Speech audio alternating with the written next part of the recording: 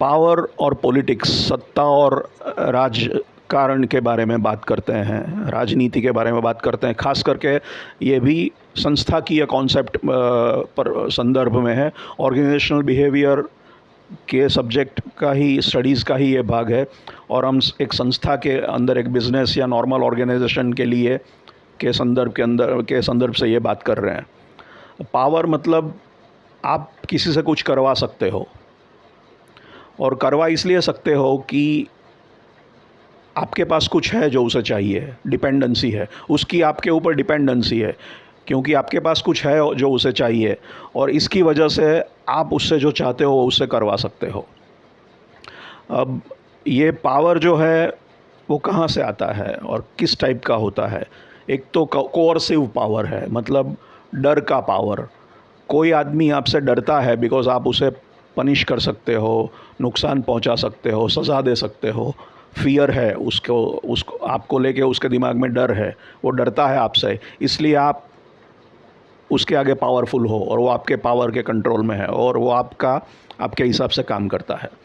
दूसरा है reward power, जब आप उसको कुछ दे सकते हो जो उसको चाहिए, पैसा दे सकते हो, इनाम दे सकते हो या जो भी कुछ, उसलिए वो आपके ऊपर डिपेंडेंट है और इसलिए वो आपकी बात मानता है और आप जो चाहते हो वो करता है, बिकॉज़ आपके पास रिवॉर्ड पावर है।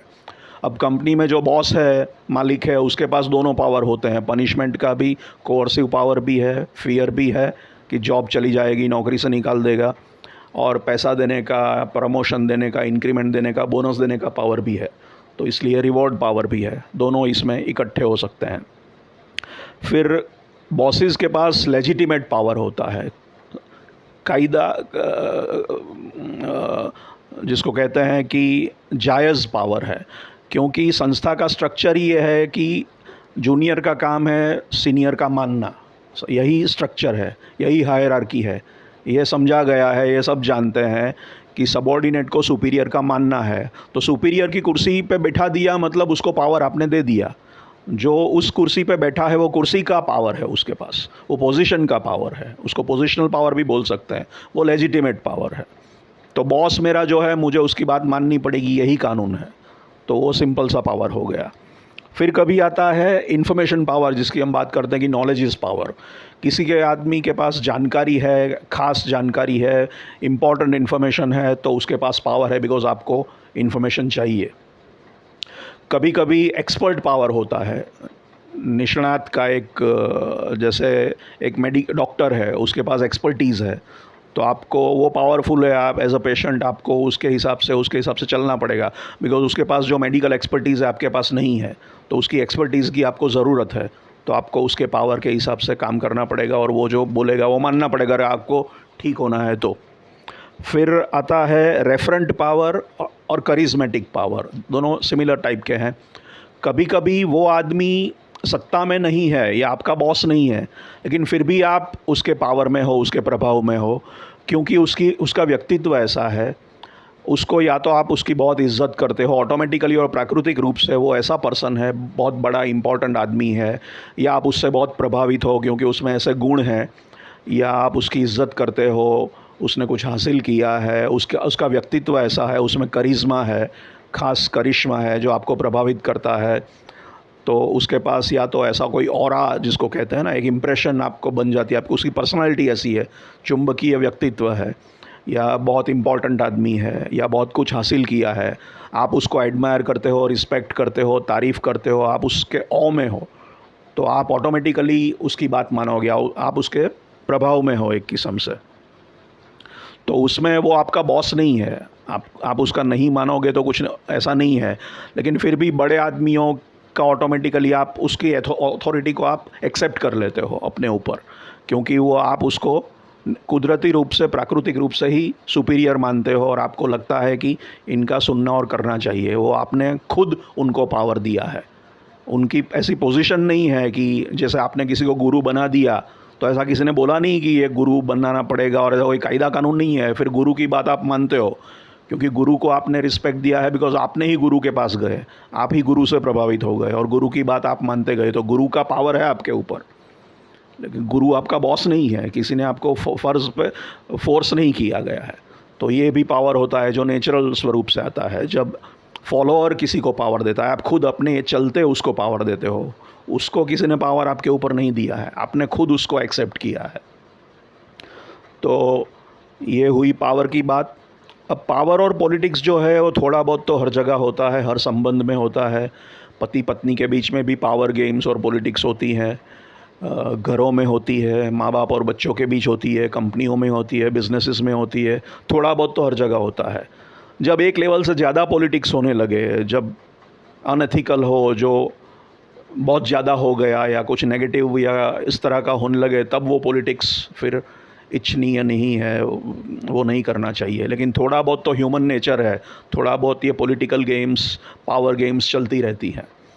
और कुछ आदमी पॉलिटिकल प्रकार के ही होते हैं, पॉलिटिकल प्राणी होते हैं, वो पॉलिटिक्स किए बगैर रह ही नहीं सकते। वो उनका स्वभाव का ही एक मैकियावेलियन टाइप के लोग होते हैं, जिनका स्वभाव का ही एक हिस्सा है, पर्सनैलिटी ट्रेट है। उनको पॉलिटिक्स किए बगैर चैन ही नहीं पड़ता। तो वो एक स्वभावगत खासियत बोलो या खामी बोलो, उनमें है। बहुत ज़्यादा पॉलिटिक्स प्रॉब्लमेटिक है जब कुछ ज़्यादा ही डर्टी गेम्स या डर्टी ट्रिक्स होने लगे, एथिक्स से ज़्यादा, नॉर्मल से ज़्यादा एबनॉर्मल जैसा कुछ होने लगे।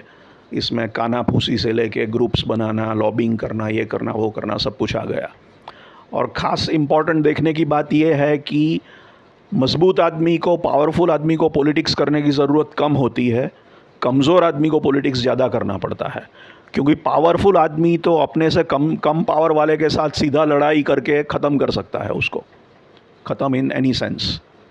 जबकि कमज़ोर आदमी पावरफुल आदमी के साथ सीधा लड़ नहीं सकता। लड़ाई इन द किसी भी सेंस में हो, खुले उसके चैलेंज करने की बात हो या युद्ध की बात हो, वो नहीं कर सकता, क्योंकि वो ख़त्म हो जाएगा। इसलिए उसको डर्टी ट्रिक्स करनी पड़ेगी, जैसे हिट एंड रन करना पड़ेगा। जैसे कोई टेररिस्ट है, वो फ़ौज के सामने खड़ा रहेगा तो ख़त्म हो जाएगा, क्योंकि उसके पास इतनी पावर नहीं है, उतनी संख्या नहीं है उनकी, तो वो मार के भाग जाते हैं। वो सीधे लड़ेंगे तो ख़त्म हो जाएंगे। गेरिला टेक्टिक करनी पड़ती है, हिट एंड रन करने पड़ते हैं, चुप चुप स्नाइपिंग करके भाग जाना पड़ता है, ये सब करना पड़ता है। पावरफुल आदमी तो ख़त्म कर देगा उसको, तो कमज़ोर आदमी को ज़्यादा पॉलिटिक्स करनी पड़ती है कई बार। पावरफुल आदमी को तो पॉलिटिक्स करने की ज़रूरत भी ना पड़े, क्योंकि बस पावर ही इतना है कि कोई थ्रेट ही नहीं है उसको। और पॉलिटिक्स करने वाले को ओपनली कोई लड़ने, उसका दुश्मन आए तो उसको वो कमज़ोर कर सकता है, मिटा सकता है, दुश्मनी उसको हरा सकता है, यूज़लेस कर सकता है, पावरलेस कर सकता है। अब पावर के डिस्कशन को थोड़ी और अगर आगे बढ़ाते हैं, ब्रॉडर परिप्रेक्ष्य में ले जाते हैं ज़्यादा, तो सबसे पहले लॉर्ड एक्टन नाम के एक ब्रिटिशर ने सालों पहले, एक जाने माने ब्रिटिशर ने कहा था, जो एक बहुत प्रख्यात विख्यात उक्ति बन चुकी है और हम सब ने उसको स्वीकार लिया है कि ये सत्य है। उन्हें कहा था कि power corrupts and absolute power corrupts absolutely. मतलब सत्ता हमेशा भ्रष्ट करती है, और जितनी ज़्यादा सत्ता उतना वो आदमी को भ्रष्ट ज़्यादा करेगी। मतलब किसी आदमी को सत्ता दोगे तो वो भ्रष्ट हो जाएगा। और ये पता नहीं हम लोगों ने ब्लाइंडली इसको एक्सेप्ट कर लिया है। मेरे हिसाब से ये गलती की है हमने सत्ता को बहुत गंदा मान के एक बहुत बड़ी गलती की है। ये बिल्कुल गलत है ऐसा मैं नहीं कहता, सत्ता भ्रष्ट कर भी सकती होगी, लेकिन उससे ज़रा बैलेंस व्यू में सोचने की ज़रूरत है। सत्ता के बगैर कुछ हो ही नहीं सकता अल्टीमेटली। और सत्ता को आप अलग सेंस में देखिए, पावर को आप भौतिक शास्त्र या इंजीनियरिंग या मैकेनिक्स के एंगल से देखिए। तो मुझे एक चीज़ को यहाँ से यहाँ हटाना है तो पावर चाहिए, मतलब एनर्जी चाहिए, शक्ति चाहिए। पावर मतलब शक्ति। अब थर्मल पावर है, इलेक्ट्रिक पावर है, बैटरी पावर है, ये सब के बगैर दुनिया नहीं चलती। किसी भी चीज़ को इनर्शिया, जड़त्व का नियम लागू होता है न्यूटन का। वो एट रेस्ट है तो एट रेस्ट रहेगी, मूवमेंट में है तो मूवमेंट में रहेगी। जब तक उसके ऊपर पावर नहीं लगाया जाएगा तब वो ऐसा ही बिहेव करेगा। तो हिलाने के लिए, चीज़ों को खिसकाने के लिए पावर अप्लाई करना पड़ता है। मैकेनिकली हम देखते ही हैं, गाड़ी चलानी हो, पंखा चलाना हो, कुछ भी चलाना हो, बत्तियां बुझानी हो, इलेक्ट्रिकल पावर के बगैर कुछ चलेगा नहीं। सोलार पावर, इलेक्ट्रिकल पावर, ये सब भी पावर ही है। ये पावर से हम चीज़ों को, फिज़िकल चीज़ों को मूव करते हैं, चलाते हैं। यही पावर हम ह्यूमन अफेयर्स में लाए हैं, वही पावर है। तो जैसे मैकेनिकल वर्ल्ड में, दुनिया में चीज़ों को हिलाने के लिए, मैनिपुलेट करने के लिए, हैंडल करने के लिए पावर, एनर्जी या शक्ति चाहिए। वही एनर्जी और शक्ति ह्यूमन अफेयर्स में भी चाहिए। ह्यूमन अफेयर्स में भी इनर्शिया होता है, मेंटल, फिजिकल, इमोशनल इनर्शिया होता है। मैं हिलूंगा नहीं, हिलने के लिए कुछ चाहिए। मैं जैसा हूँ वैसा ही मैं रहूँगा, मेरे थॉट्स भी वैसे ही रहेंगे, मैं बिहेव भी ऐसा ही करूँगा जब तक बिहेवियर चेंज करने के लिए कुछ फोर्स अप्लाई नहीं होता। मेरी थिंकिंग भी ऐसी ही होगी। तो मेरी जो कंडीशन है उसको बदलने के लिए पावर और एनर्जी चाहिए, चाहे वो फिज़िकल कंडीशन हो, मेंटल हो या इमोशनल हो। तो इनर्शिया हमको लागू होता है क्योंकि हम फिज़िकल हैं, और इवन मेंटली, इमोशनली भी ये चीज़ लागू हो सकती है मेरे मानने से। तो इसलिए पावर की ज़रूरत है। सत्ता से इतना डरने का कैसा? किसी आदमी के पास सत्ता नहीं होगी तो वो क्या कर पाएगा? वो कुछ नहीं कर पाएगा। किसी बॉस के पास सत्ता नहीं है तो उसकी कोई सुनेगा ही नहीं, चाहे वो पॉलिटिशियन हो, चाहे वो नेता हो, चाहे वो सरकारी ऑफिसर हो, चाहे वो कंपनी का मालिक हो या कुछ भी हो। तो इसमें डरने की क्या बात है? हाँ, एक चीज़ है कि डर है, लेकिन वो डर के कारण हमने फिर दूसरे एक्सट्रीम पे हम चल गए। हमने बहुत सारे चेक्स एंड बैलेंसेस लगा दिए, बहुत सारे कंडीशन लगा दिए। हमको डर लगता है कि किसी के पास बहुत पावर आ जाएगा तो बहुत नुकसान कर बैठेगा क्योंकि वो भ्रष्ट हो जाएगा। और ये मानते हुए हमने इतना कंडीशन लगा दिया कि उसके पास पावर होते हुए भी नहीं है, चारों ओर से जैसे उसको घेर के रखा है, और कुछ भी वो खास कर नहीं सकता क्योंकि बहुत सारी कंडीशंस और चेक्स एंड बैलेंसेस और कंट्रोल्स और रिस्ट्रेंट्स और अंकुश लगा दिए हैं। ये डर के कि ये बिगड़ जाएगा, भ्रष्ट हो जाएगा तो नुकसान कर देगा। अभी वो बिगड़े, भ्रष्ट हो तब हो सकता है, लेकिन वो नहीं हो उसके लिए पहले से ही हमने बांध के रखा है उसको। पावर दिया लेकिन फिर बांध दिया, तो फिर वो कुछ खास कर नहीं पाता। और ये डर के कारण हम कई पावरफुल लोगों को पावर देने के बाद भी इनइफेक्टिव बना देते हैं क्योंकि वो कुछ कर ही नहीं पाते। तो फिर उसका फ़ायदा भी नहीं मिलता, पावर का फ़ायदा नहीं मिलता हमको। वो पावर होगा तो ही वो कुछ कर पाएगा, और हमने उसको पावर दिया और नहीं भी दिया तो उससे कुछ फ़ायदा नहीं होने वाला। ये भय है कि भाई बिगड़ जाएगा, नुकसान करेगा, तो लेकिन ये रिस्क लेना पड़ेगा कभी कभी। फ़ायदा लेना चाहिए तो पावर का, पावर देना और फिर ले लेना। पावर तो साधन है, उसका इस्तेमाल करने वाले के ऊपर है। जैसे न्यूक्लियर पावर है, न्यूक्लियर फिशन से आप परमाणु को तोड़ के भयानक ऊर्जा पैदा कर सकते हो, और उस शक्ति से आप घरों में इलेक्ट्रिसिटी भी ला सकते हो, पूरे शहरों को चला सकते हो न्यूक्लियर पावर से। और न्यूक्लियर पावर का, फिशन का सिद्धांत का, प्रिंसिपल का इस्तेमाल करके आप एटम बम बना के दुनिया को तबाह भी कर सकते हो। तो वो तो उस तरह का बात है ना। तो वो न्यूक्लियर पावर खुद में ख़राब नहीं है, आपने उसका इस्तेमाल करने के ऊपर है। पावर खुद तो एक साधन है, वो साधन को कुछ पता नहीं कि मैं बुरा हूँ, अच्छा हूँ।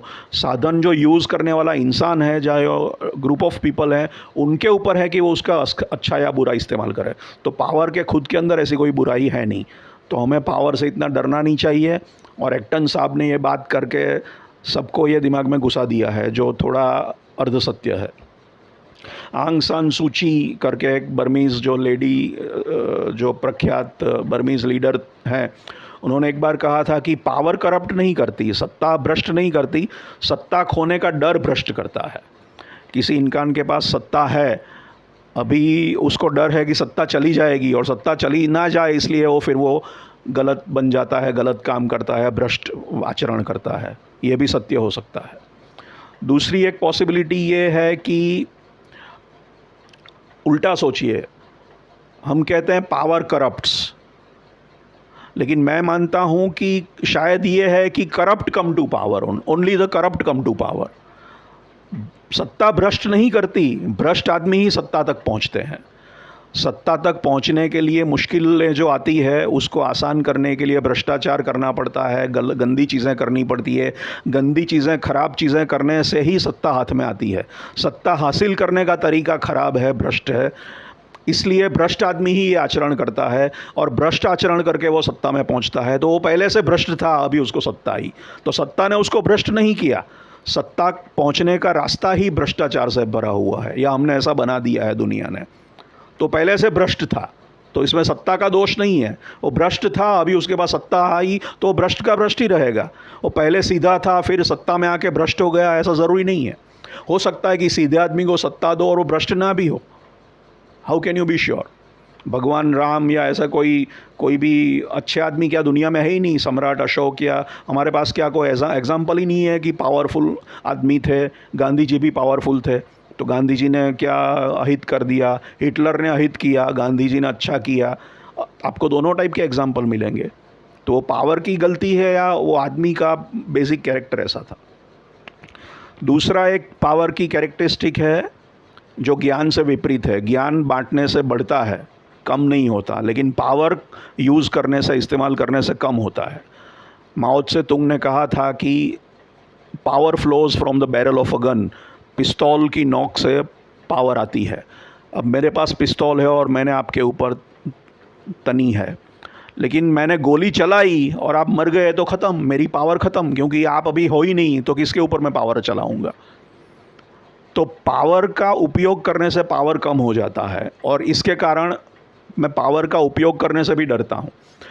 और कभी कभी मैं पावर का उपयोग नहीं करता, खास करके पॉलिटिकल पावर में, ब्यूरोक्रेसी में, अमलदार शाही में, अफसरशाही में होता है, क्योंकि पावर उपयोग करेंगे तो कम हो जाएगा, तो पावर करते ही नहीं, बस पड़े रहते हैं, चलाते रहते हैं ऐसे। और शायद एक हायर लेवल पे ही रहते हैं पावर के, और उसका फिर एक नशा चढ़ जाता है सर पे, और ये शायद उनको करप्ट कर देता होगा। किसी कंपनी की बात पे आते हैं। कंपनी में आप किसी को नौकरी से निकाल सकते हो, लेकिन जैसा आपने उसको नौकरी से निकाला तो वो तो आपके पावर के बाहर हो गया। अभी वो आपकी सुनेगा नहीं, अभी आपकी उसके ऊपर चलने वाली नहीं है। तो आपका उसके पावर तभी तक है जब तक आपने उसको नौकरी से निकालने का पावर इस्तेमाल नहीं किया। आपके पास पावर है उसको निकालने का, वो पावर आपने यूज़ किया और वो बाहर हो गया और आपका पावर उसके ऊपर ख़त्म हो गया। तो आप क्या करोगे? आप उसको निकालोगे नहीं, क्योंकि आपको अपना पावर घटाना नहीं चाहते। जितने लोग हैं उससे ज़्यादा लोग आपके यहाँ है, सबके ऊपर आप बॉसिज़म करते रहो और खखड़ाते रहो, गाली देते रहो, धमकाते रहो, लेकिन निकालोगे नहीं। निकालोगे तो आपके पावर में से इतने लोग बाहर हो गए, तो आपकी सत्ता इतने ही लोगों पे चली। पहले इतने पे चलती थी, अभी कम हो गई, तो आप पावर यूज़ नहीं करते शायद। तो ये भी एक इंटरेस्टिंग थिंग है पावर के बारे में। कई बार लोग फैमिली मैनेज कंपनी में देखा है, लाला कंपनियों में धमकाते बहुत है, निकालते नहीं है। या तो वो जेन्युइन है कि भाई किसी के पेट पे लात नहीं मारना वाली बात है, या फिर वो डर है कि मैंने निकाल दिया तो मेरे पावर में नहीं रहेगा फिर वो। सो पावर का इस्तेमाल करने से पावर घटता है, और ये कारण कभी कभी पावर का इस्तेमाल ही नहीं करते लोग। और वो इस्तेमाल ना करने से जैसे एक हायर लेवल पे ही वो रहते हैं, पावर नीचे वाला, उसके ऊपर पावर, उसके ऊपर मैं, और वो मेरे सर को ख़राब कर देता है शायद इस हाइट पे। मेरा ये एक थिंकिंग है, पर्सनल व्यूज़ एंड ओपिनियंस। दूसरा एक बहुत बड़ी इंटरेस्टिंग चीज़ है, हमने बात की रिवॉर्ड और कोवर्शन की, पनिशमेंट की और सज़ा की, और या तो कुछ देने की बात। तो जितनी बड़ी आपके पास पनिशमेंट है या जितना बड़ा रिवॉर्ड दे सकते हो, उतने आप पावरफुल ज़्यादा हो गए। अब इस केस में आप देखिए, माफिया ऑर्गेनाइजेशंस, क्रिमिनल ऑर्गेनाइजेशंस जो गुनाहखोरी करते हैं, जो क्राइम करते हैं, और दूसरी तरफ आप धार्मिक संस्थाओं को देख लीजिए, दोनों के पास ज़बरदस्त पावर है। और वो दोनों टाइप की संस्थाएं एक नॉर्मल बिजनेस या नॉर्मल ऑर्गेनाइजेशन से बहुत ज़्यादा एफिशिएंटली काम करती हैं, ऐसा देखने को मिलता है मेरे हिसाब से। क्योंकि गैंगस्टर ऑर्गेनाइजेशन में, माफिया ऑर्गेनाइजेशन में बॉस के पास पावर है उड़ा देने का, गोली मार देने का। अब नौकरी में तो आप नौकरी से निकालने के ज़्यादा नहीं कर सकते, फांसी की सज़ा नहीं दे सकते, जबकि गैंगस्टर तो अपने जूनियर गैंगस्टर को गोली मार देगा, उसकी बात नहीं मानेगा तो उसको मानना ही पड़ेगा, क्योंकि नौकरी जाने से डर से मौत का डर बहुत बड़ा है। तो वहाँ पे फियर इतना स्ट्रांग है कि बॉस की बात माननी ही पड़ती है, तो बहुत एफिशिएंटली काम हो जाता है। कोई झिक किच ज़्यादा मगजमारी नहीं होती, कोई रेजिस्टेंस नहीं आता वहाँ पे। अब जब रेजिस्टेंस का प्रॉब्लम है, जब लोग रेजिस्ट करते रहते हैं और आपका काम नहीं होने देते। उसी तरह आप धार्मिक संस्था ले लो, जो एक किस्म से भगवान का प्रतिनिधित्व करती है। अब भगवान तो पावरफुल है, ज़बरदस्त पावरफुल है आपके लिए। भगवान के पास तो अनंत पावर है, वो आपको जो चाहे वो दे सकता है, स्वर्ग दे सकता है, मोक्ष दे सकता है, अपना प्यार दे सकता है। उससे ज़्यादा क्या चाहिए? सामान्य आदमी के बस के बाहर उसकी पावर है। उतनी ही पनिश दे सकता है, नर्क में डाल सकता है, रौ नर्क में डाल सकता है, सदियों तक, इन्फिनिटी तक आपको दुखी नर्क में डाल सकता है भगवान, या तो सदियों तक अमर, आपकी आत्मा को अमर करके सनातन सुख दे सकता है भगवान, भगवान का प्यार मिल सकता है, भगवान के पास जा सकते हो। तो रिलीजियस धार्मिक संस्था आपको भगवान के करीब लाने का पावर रखती है या भगवान से दूर लेने का पावर रखती है। तो जो भगवान का पावर या डर है वो किसी नॉर्मल इंसानी पावर से या इंसानी संस्था से तो कई गुना ज़्यादा है। इसलिए वहाँ पर भी देखिए, या तो लव ऑफ गॉड की वजह से, भगवान के पास आने की इच्छा से या भगवान के डर से बहुत एफिशिएंटली काम होता है, एक क्लॉकवर्क की तरह काम होता है। तो मैंने हमेशा, मुझे लगता है मैंने ऐसी कई धार्मिक संस्थाओं को देखा है जो बहुत ही systematically well planned, well oiled machine की तरह काम करती है। उसी तरह क्रिमिनल ऑर्गेनाइजेशंस भी एकदम एफिशिएंटली काम करती हैं, क्योंकि दोनों के पास बहुत स्ट्रॉन्ग पावर है पनिश करने का या कुछ देने का जो आपको चाहिए। तो ये एक इंटरेस्टिंग चीज़ है कि पावर इनके पास ज़्यादा है तो उनका काम भी आसानी से होता है, फटाफट होता है, जल्दी से होता है, एफिशिएंटली होता है, स्पीड में होता है।